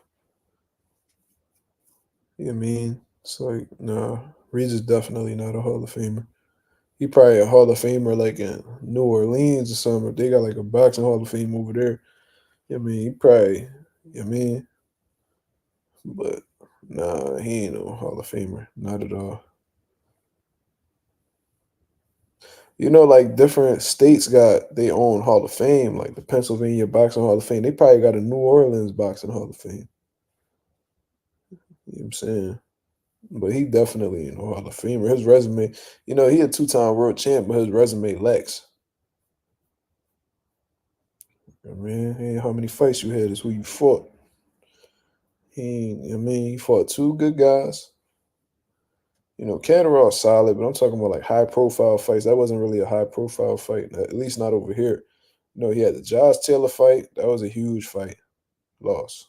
Regardless of how you feel, there's some people that think Regis beat Josh. The reality is he lost. Um, fucking. Then obviously, Devin Haney got smoked by Devin Haney. Sam, but Regis and Jose Ramirez, bro, I think Regis would have got him. I mean, Regis. When I was watching, Ramirez fight Josh Taylor, you know, Ramirez would sit on the line too long, bro. Yeah, he would have ran into some smoke from Regis. Younger Regis, yeah, I like him being Jose. I just feel like young Regis and this current version of Regis, they two totally different people. I was watching younger Regis and I'm like, yo, he was a lot more elusive. Like I don't know, it looked like he was, I don't know, his mind was just somewhere else when he was younger, bro. I don't know. Shout out to KS, bro. Have a good night. Mark, I'm crazy for thinking Danny beat Thurman. I think Thurman beat Danny convincingly, bro. I think Thurman boxed the shit out of him. Yeah, I mean, Danny was playing the counterpuncher role too much, and Thurman was peeping that. So Thurman was just out. I think Thurman outboxed him, bro. Now I think Danny beat Porter. I think Danny Garcia beat Sean Porter. I remember I didn't watch it live, right? Because where the fuck was I at? I was somewhere. I was out. I was in Atlantic City. I was in Atlantic City for another fight. You know what I mean? I tried to watch the shit on my way home. I couldn't find nowhere to watch it. Then I came home, found the fight, put it on. I'm like, yo, Danny giving this nigga work. Then I'm watching the shit. I'm like, bro, they gave that shit to Porter. I thought Danny beat him so clear. I thought he landed the harder, cleaner shots. You know what I'm saying? And I don't know. Maybe I don't know. 'Cause I never liked Sean Porter, so I really hated his style. So maybe I was being biased. I don't know. Yep. Yeah, bro. Ramirez was just running into shit, bro. I remember Josh Taylor was like against the ropes. And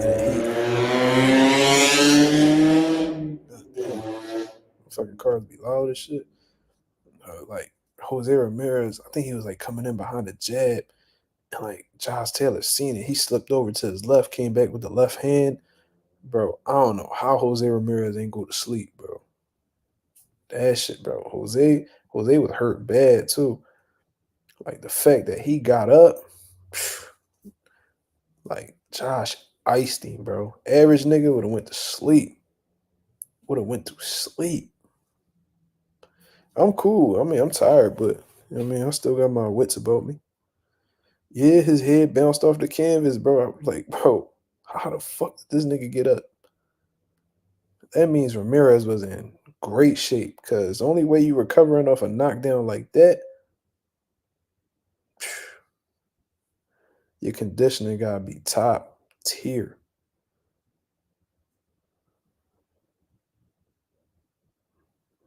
Yeah, bro. That's Philly for you, bro. This neighborhood filled with Ricans and these Rican niggas be having $1,000 cars with fucking $800 exhaust and like, bro, these niggas priorities be fucked up, bro. Niggas houses be needing to be exterminated, and they over here putting all their money together to put a system on their cars. Like, I don't be understanding these Rican niggas, bro. Arnold Barbosa gonna beat Ramirez. Shit.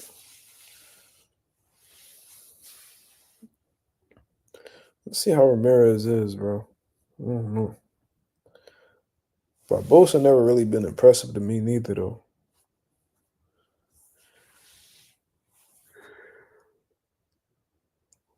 I want to know why Tio don't be. I want to know why T.O. be ducking that man. T.O. be acting like he's scared of Barbosa. Bro, Barbosa been number one in the WBO for I don't know how long. Yo, how long has been Barbosa been number one in the WBO, bro? Since forever. How the fuck they didn't mandate that? Yeah, a lot of people thought Barbosa. I thought Barbosa lost that John too. I remember watching that shit live. But I'm telling you, like, how long he been number one in the WBO, bro? For the longest. They still can't get him a fight. And because Barbosa no longer with top rank, they don't man, the WBO be doing Bob so many favors, bro.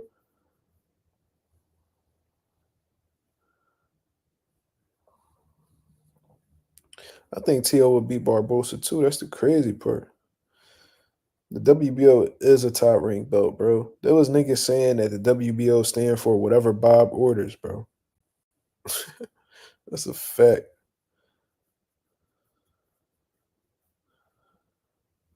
Yeah, bro. They just be having these niggas sit. Like, bro, what's the point of me being a number one contender? Like, what's the point of y'all putting me number one if you're not putting me in position to fight for the belt? It's like, what the fuck? Like, does this ranking even mean anything? Bro, if y'all not gonna force these niggas with belts to fight they contenders, it's like what's the point of even having a ranking system? Like, what's the point of putting me number five? You know what I'm saying? If I'm never gonna get a shot at the belt. What's the point of me being number one if I ain't never gonna get a shot at the belt? Like it's like these rankings, a lot of the time they be useless, bro.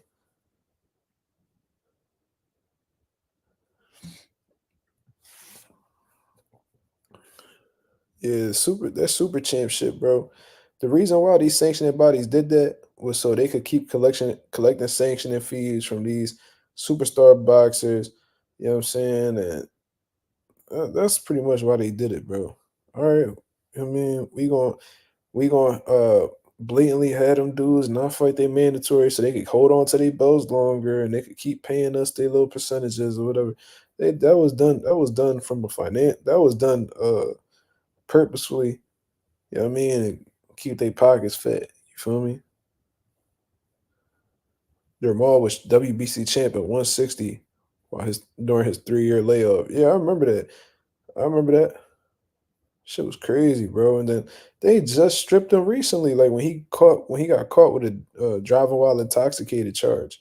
Once he got popped for that, they was like, "Oh, we gonna take his belt away from him." Y'all should have been did that shit, nigga. What the fuck is y'all doing? Devin Haney, Devin Haney said he was gonna take a little break, and they put him champion in recess immediately. The WBC don't fuck with Devin Haney, bro. They don't. They be looking for every reason to pack that nigga up or get him the fuck out the way. You know what I'm saying? Jamal 2 days ago was on IG Live drinking. Bro, he's an alcoholic, bro. Him and AB on the same type of time. WBC really don't fuck with Dev though. That's a fact.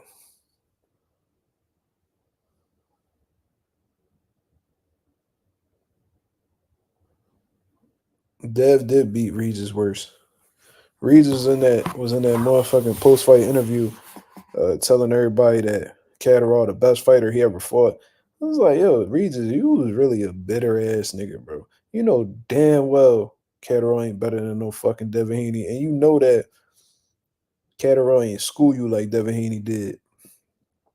You feel what I'm saying?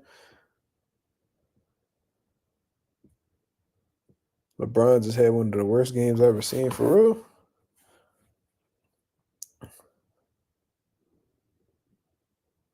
What LeBron do? What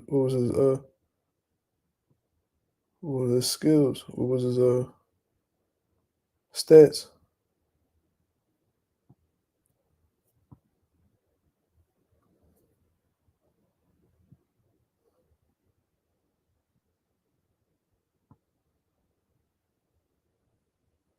That nigga had 32, 10, and 14 the other day. Mel need to get up with Maul. Damn, 3 for 14. Damn, that's less than 25%. The fuck Brown doing? Bro, Mel and Maul don't even get along all like that because of the problem with Jamal baby mom.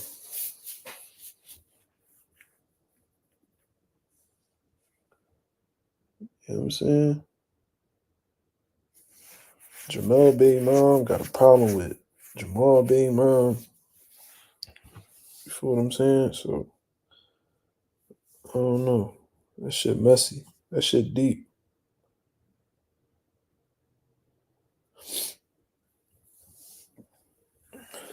Yeah, Jamal was wilding. But apparently Jamal, I mean, he wasn't talking about hitting his wife. He's talking about hitting some lesbian John or whatever the case was. I don't remember that shit. I don't really care for real.